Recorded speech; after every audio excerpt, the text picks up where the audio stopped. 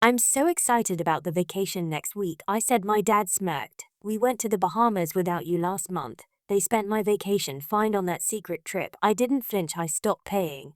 And let the court speak for me. I'm so excited about the vacation next week, I said. My dad didn't even glance up from his phone. We went to the Bahamas without you last month. I blinked, trying to process if I heard him right. What? He finally looked up and smart. Yeah, it was kind of a last minute thing, just us. And your mom didn't think you'd mind. My mom was already across the room slipping off her sandals, her skin still sun-kissed, and her hair a little wider than usual. That kind of glow didn't come from Wisconsin in April. You used my vacation fund? I asked, more confused than angry. At first my dad chuckled like I just told a joke. Well, you weren't using it, were you? I stood frozen in the doorway of our living room, still holding the envelope I just picked up from the travel agency. It held my dream 2 weeks, and Italy, a trip I've been planning since last year. Every paycheck, I'd set aside something, cutting back on takeout, skipping happy hours, even selling a few old electronics. I was 2 weeks away from departure.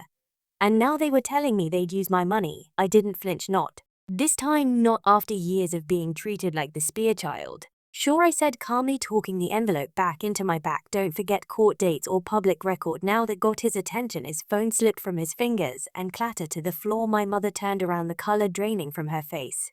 What will you mean by that? I smiled, not the usual forced when I wore to survive. Family dinners, a real one, cold and deliberate. I mean, it'd be a shame if the wrong people saw those transfers, especially considering how you moved the funds without my signature. You do remember on the primary account holder on that savings account, right? My dad's mouth opened and closed again like a fish gasping for air. Oh, don't worry, I added, stepping into the kitchen and grabbing a bottle of water from the fridge like I owned the place, because legally I kind of did. Let's just say the authorities haven't been involved for now. The silence was thick now. My mom looked like she wanted to scream, but she knew better. She always did when she realized she wasn't in control. I walked to a staircase and turned back once more. I hope the Bahamas were worth it, because what comes next? I tilted my head, voice calm but ice cold. This as legal consequences.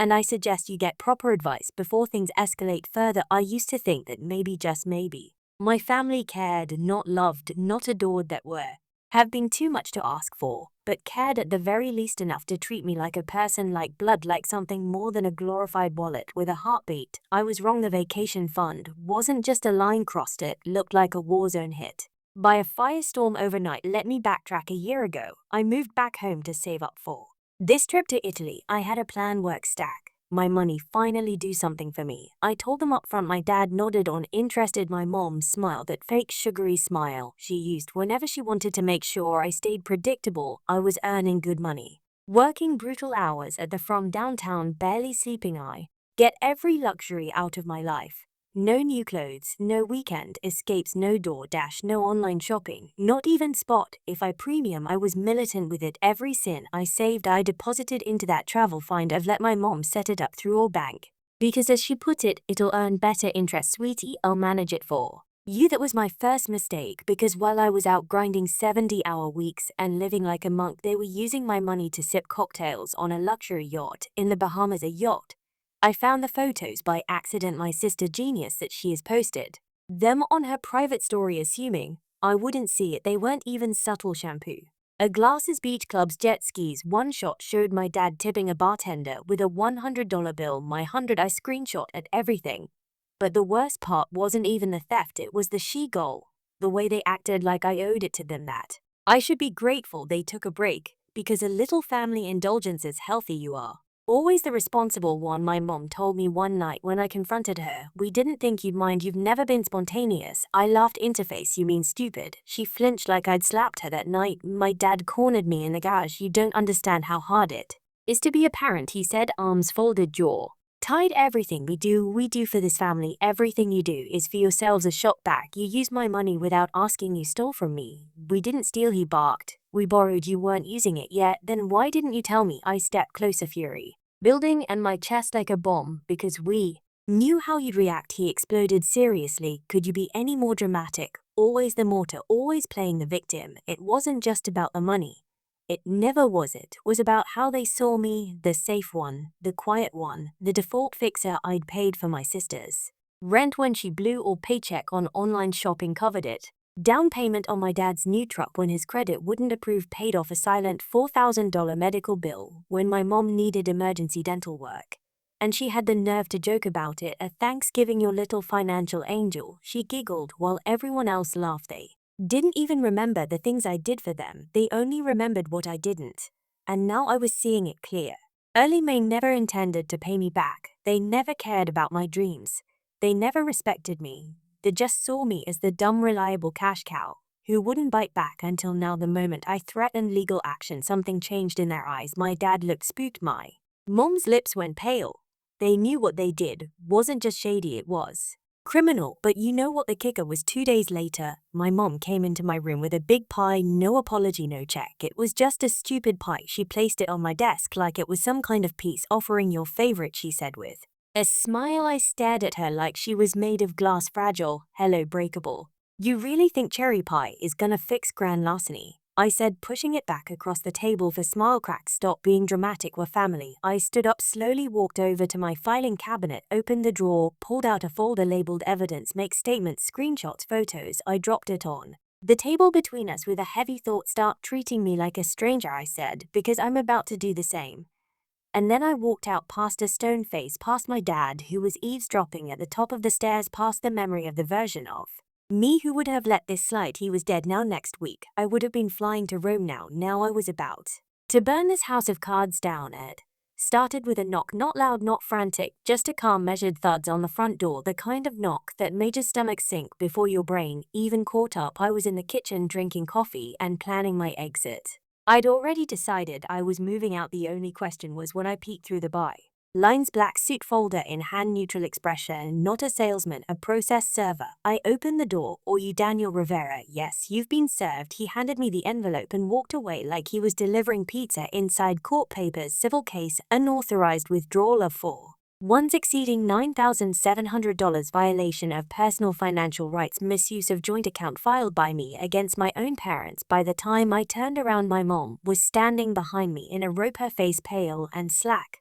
What is that? I tossed the envelope on the hallway table. Exactly. It looks like her hands trembled. You're taking us to court. I warned you, I said coldly. I gave you time. I gave you a chance for your parents, she hissed, voice rising. You're thieves. I snapped. Parents don't drain their child account by Bahama Beach cocktails and cabana messages. At that moment, my dad walked in, still time in his tie. What is going on? Check the table, I said, sipping my coffee. He picked up the envelope, skimmed the front page, and exploded. Are you insane? You want to sue us? Do you have any idea how that looks? Yeah, I said, it looks like justice. You're out of your mind, he barked. You're going to humiliate us over a stupid vacation. That stupid vacation was the only thing I've worked for the past year, I said through gritted teeth. It wasn't yours to touch. We gave you life.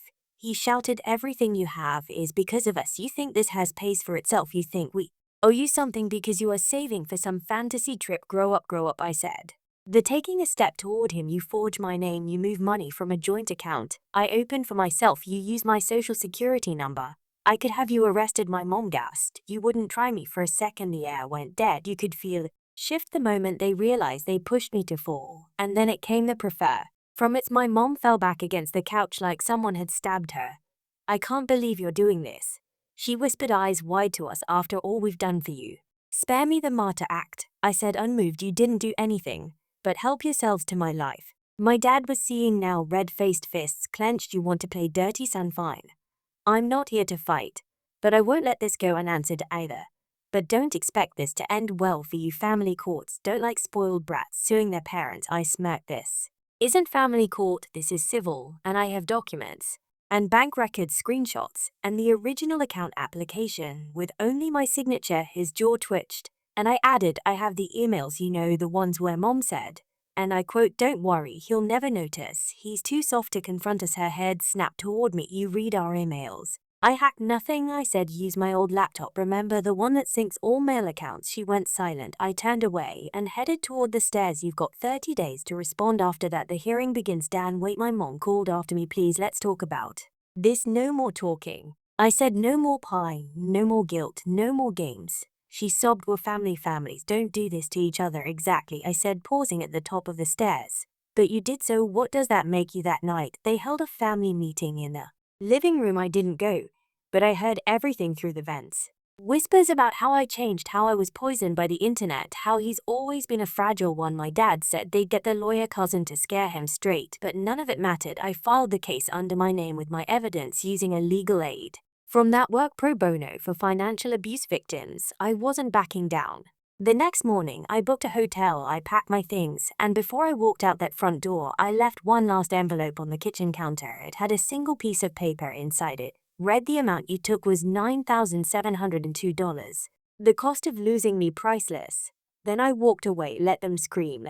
I'm rage, let them drown in the silence I left behind, because this wasn't just about money anymore. This was about me. And for once in my life, I was done asking for permission to exist. I moved out in a night of silence. No one tried to stop me. No tears, no hugs, just the sound of my suitcase dragging down the stairs. And the echo of me finally becoming a stranger to them. The hotel was small, but clean, fresh sheets, quieter bathroom.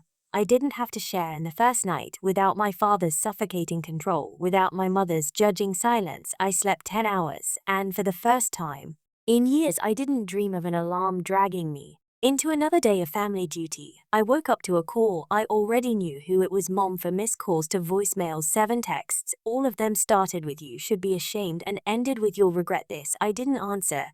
I didn't even open them. I just made myself a coffee by day till they sent real enforcement's. Mom's friends, her sister, a cousin from Florida I hadn't seen in 6 years, all repeating the same message. "This is your family. Have you completely lost it? Suing your own parents. What happened to you?" Screenshots. I saved everything. I only replied to 2 people Aunt Martha messaged. I know they went too far. "Oh, but isn't this all a bit much?" Or I replied, "They stole my money, like manipulated, and then pretended it was nothing. This isn't too, for this is a crime. And yes, I'm setting boundaries." On the 3rd day, silence broke. I got a call from my parents' lawyer. They wanted a settlement. They offered to pay me back half. I repeated, "Is this a joke?" "It's a goodwill gesture." He said my goodwill was not calling the police. "You have 3 days, full amount, where I go public." I wasn't bluffing. I had already spoken to a local reporter who wrote exposes on family exploitation. She loved drama with a $sign. On day 4, my mom showed up at the hotel, knocked on the door. I didn't open it right away. "I don't want to fight," she said from the hallway. "I just want to talk." I opened. She looked different, tired. "No makeup, no mask. We didn't think you'd take it this far," she said quietly. "I warned you," I replied coldly. "This as going to destroy our family." I nodded. "Your behavior already did." She sat down near the bed. "Your father, he's not sleeping. He's angry. But mostly he's scared. He should be." She exhaled. "We can pay it back, all of it. But what you have to drop case and forgive us." I said nothing. "You've made mistakes," she added. "Maybe we just misunderstood each other." I laughed. But not because anything was funny. This wasn't a misunderstanding, Mom. It was theft, deliberate, calculated. And now you're asking for forgiveness. So what do you want? I stood up, looked her straight in the eyes. "I want you to pay every cent, plus compensation for emotional damages. And I want you out of my life, both of you." She looked away. "So you're really going to cut us off over a few $1,000s? "No," I said over myself. She left. And I called my lawyer, confirmed that I'd agreed to settlement only after a full payment in a written apology at minimum. No apology. We go to court on day 5. The money landed amount $9,702 plus $500 in damages payment. No private settlement. No admission of guilt. I laughed. They still couldn't say sorry.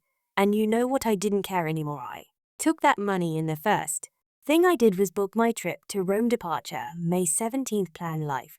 Finally, the flight to Rome was quiet. No crime kids, no chatty neighbors, just the low hum of engines and the growing feeling in my chest that I had at long last escaped. I stared out the window as the plane pierced through the clouds, and I whispered to one, "You did it." I didn't mean to vacation. I'm in surviving them 3 weeks in Italy. I saw things I thought I'd only see on screensavers: Vatican sunsets, Cinque Terre cliffs, coffee that tasted like it had been kissed by God himself. I met people who laughed without malice, who said thank you in minute. I danced at a street concert in Naples, cried in front of a Caravaggio in silence, let the Mediterranean wind remind me what peace felt like.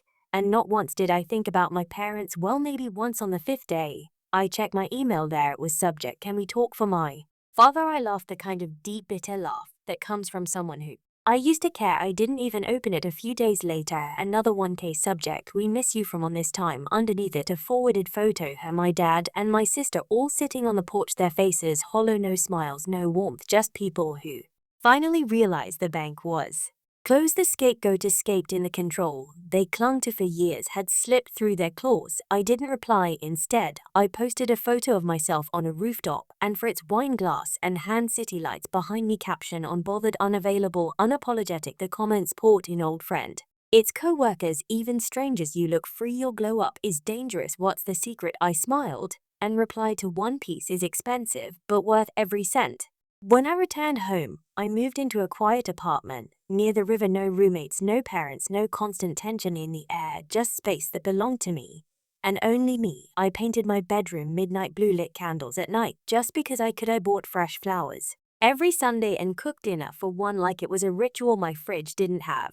Guilt trips and post-it notes. My drawers didn't smell like decades of control. I started drawing again, something I hadn't done since I was 15. It came back like muscle memory, lines turned into forms interfaces. And more than once I realized I was sketching versions of me I'd never dared to become before, and most importantly, I kept my silence. No cost, no texts, no maybe I was harsh. I wasn't. I was finally just right, but calmer. She moves in silence to because 2 months after the settlement, I got a message from an unknown number. Hey, I just want to say thank you. I'm Mike, your cousin. I cut contact with them after what they did to you. I never had the guts to stand up. But you did. You gave the rest of us permission. I stared at the screen. Then came another one. My parents used to tell me you were the weird one. Now I think you were just the first one awake. Then one more from an unexpected Cinda Kelly, my sister's best friend. I barely knew her, but she wrote your mom told everyone you are ungrateful, that you were having a breakdown. But I remember when she borrowed money from you after dad's heart surgery and spent it on new kitchen tiles instead. You were never unstable, just done. I didn't reply to any of them. I didn't need to, but I kept every message, labeled the folder proof of freedom. One rainy night in October, I got a voicemail from mom. I hadn't heard her voice since that day at the hotel. Was selling the house. It's too big now, too quiet. Your sister's distant and your father barely talks anymore. I don't expect a reply. I just won. Did you to know you got what you wanted? You want? I stared at my phone. One no. I survived. Winning would have meant they changed, but survival mean. I did. I blocked her number. Final move on a long chessboard of manipulation, and I did it with no hate, not even bitterness, just finality. That same night, I went on my window